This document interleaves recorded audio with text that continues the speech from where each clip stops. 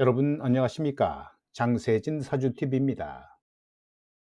십성 중의 인성이란 일간을 기준으로 봤을 때 자신을 생해주는 오행을 말하지요. 일간과 음양이 같다면 편인, 다르다면 정인으로 부르고 편인, 정인을 합해서 인성이라고 합니다. 인성을 한자로 살펴보면 도장인의 별성을 써서 도장의 기운을 의미하는데요. 도장을 찍는 기운이므로 문서나 학문, 부동산을 의미하기도 하지요. 자신을 생해주고 도와주는 기운이므로 남자든 여자든 육친으로 어머니라고 할 수 있는데요. 이와 같이 사주 인성은 나를 이 땅에 있게 한 근원이며 뿌리가 되는 에너지입니다. 그래서 다른 십성에 비해 힘이 강하며 큰 영향력을 미치는 십성입니다. 어머니의 힘인 십성 인성이 유년기에 어떻게 작용하느냐에 따라 무의식과 삶의 형태가 많이 좌우되는데요. 사주에 인성이 있거나 인성의 기운이 흔들릴 경우, 또 너무 많을 경우도 어머니와의 관계에서 여러 문제가 발생할 수 있습니다.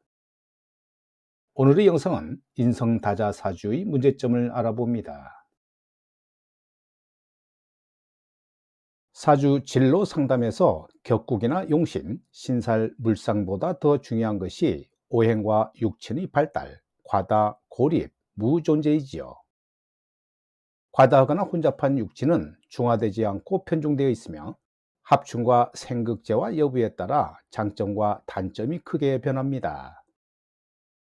육친 중에서 인성이 과다할 경우에 나타나는 단점을 몇 가지 정리해 보겠습니다. 정인과 편인, 즉 인성이 과다하면 용두삼위격으로 계획은 잘 세우지만 작심삼일로 실천이 잘 안 되지요. 또 지구력이 부족하고 생각이 많으며 정서가 불안한데요. 사소한 것에 목숨을 걸며 까다롭게 따지거나 결단력이 없어 가족이나 주변 사람들을 피곤하게 만들고 이론에만 집착해서 자기 주장만 내세우거나 상대방 의견을 무시합니다. 인성이 과다하면 전공과 진로가 자주 바뀌는 내 마음 나도 몰라 하는 스타일이지요. 인성이 식상을 극함으로 경제 활동이 약하고 잠이 많고 게으르며 마마보이나 마마걸 스타일인데요. 융통성이나 응용력, 창의력이 떨어져 많이 배우고도 제대로 써먹지 못하며 언행일치가 잘 안 되는 것입니다. 소화기관과 정력이 약하고 고부간의 갈등이 강하며 자녀를 출산할 때 산통으로 고생하고 자식과의 인연이 약하며 우울하거나 잡념이 많습니다. 인성이 과다하면 식상을 극함으로 남에게 아쉬운 소리나 아부를 못하고 재물이나 이제에 밟지 못해 손해를 보며 귀가 얇아서 손재수나 사기를 당하는 경우가 많지요. 다른 사람이 자기보다 잘난 척하는 꼴을 못 보며 솔직담백하지 못한 이중 성격으로 오해를 받게 되는데요. 익숙한 분위기에는 잘 어울리지만 새로운 환경에서는 낯을 많이 가리게 되고 인성이 식상을 극하기 때문에 아는 것에 비해 표현력이 부족하고 결단력이 약합니다. 인성이 과다하면 관성을 설계하므로 조직 생활이나 직장 생활이 어려워져 직장을 자주 옮기게 되죠. 학벌이나 실력에 비해 직장에서의 직책은 평균 이하이며 아는 만큼 잘 활용하지 못하는 사람인데요. 사회에서 공식적으로 인정받지 못하는 직업에 많이 종사하며 관성이 설계하므로 공직이나 공기업, 대기업 등에서 인정받기가 힘들어집니다. 인성이 과다하면 일간과 비겁을 생해주므로 똥꼬집이 세고 이기적인 성향이 매우 강하지요. 잘난 척을 잘하거나 자기 자랑을 늘어놓는 왕자병이나 공주병 타입이 많습니다. 인성이 강한 남자는 어머니의 지나친 간섭으로 인해 마마보이는 물론 처와 모친 간의 고부간의 갈등이 심하고 재테크 능력과 경제관념이 부족해서 부모에게 유산을 받아도 잘 관리하지 못하는데요. 그래서 인성이 강한 사람은 현금을 보유하기보다는 부동산 등의 문서가 유리합니다. 인성이 강하면 실용학문보다는 교육이나 종교, 철학, 역사, 역학 등 정신적인 인문학과 인연이 되는 경우가 많지요. 인성은 식상을 극하므로 장기적인 계획보다는 단기적인 계획으로 실천에 옮겨야 하는데요. 인성이 강한 자녀는 정시 수능보다는 학생부 종합전형의 수시가 유리합니다. 대화 기술과 유머 감각을 키워야 하며 항상 밝게 웃는 연습을 해야 하죠. 또 인성이 강한 자녀는 간섭이나 지적을 하지 말고 공개 칭찬해 주는 것이 좋고, 아르바이트를 시켜 경제에 대한 가치관을 심어주지 못하면 모자멸자가 되기 쉽습니다.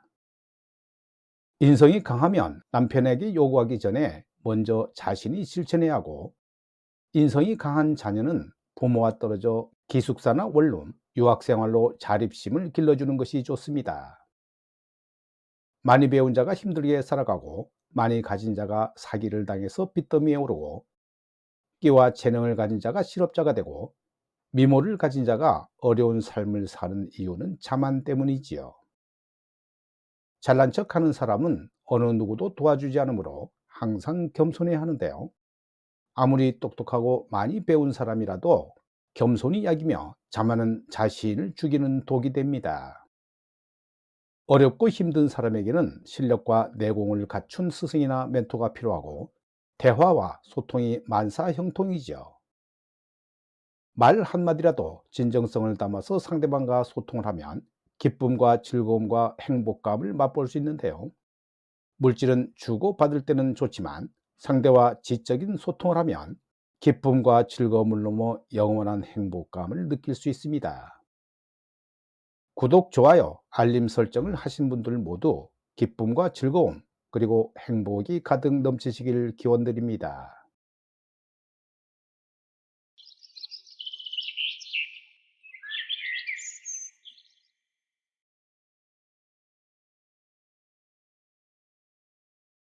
인성이 혼잡한 사주의 여러 운을 살펴보겠습니다.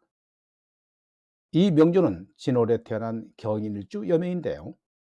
천간에 비견이 많은 가운데 재성도 만만치 않고 인성이 혼잡된 사주입니다. 하지만 연간이 을목은 비견과 합을 했고, 지지 진중의 을목들도 비견들과 암명합을 하고 있는데요. 정편인이 강해 모친의 영향력이 많이 미칠 수 있다고 보기도 하고, 부모궁에서 나오는 재성으로 인해 재정적인 부분에서는 큰 문제는 없을 것으로 보이지만, 비견이 많고 비견과 재성이 전부 암명합하는 관계이기 때문에 돈 관리에 특히 신경을 써야 합니다. 그리고 부친과 모친의 관계는 원만하지 못하다라고 보기도 하는데요. 이런 경우는 더러 부친이 주색에 빠지는 경우도 있고, 모친에 비해 부친의 영향력이 극히 미비하기도 합니다. 또한 정편인 혼잡이 되어 있는 사주는 한 가지 공부를 끝까지 마무리하지 못하거나 이 공부 저 공부하는 등 한 가지에 집중하지 못하는 특징이 있기도 한데요. 대운의 영향에 따라 다소 차이는 나게 됩니다. 나의 진로는 금융이나 세무, 재무회계 등의 진로가 보이는데, 화관성이 투하지 않아 경쟁력이 조금 약하므로 큰 조직보다는 작은 조직에 더 어울릴 것 같네요. 또한 진토는 나의 식상을 입고시키므로 이성운이 조금은 약하게 보이는데요. 따라서 늦은 결혼이 되지 않을까 생각합니다.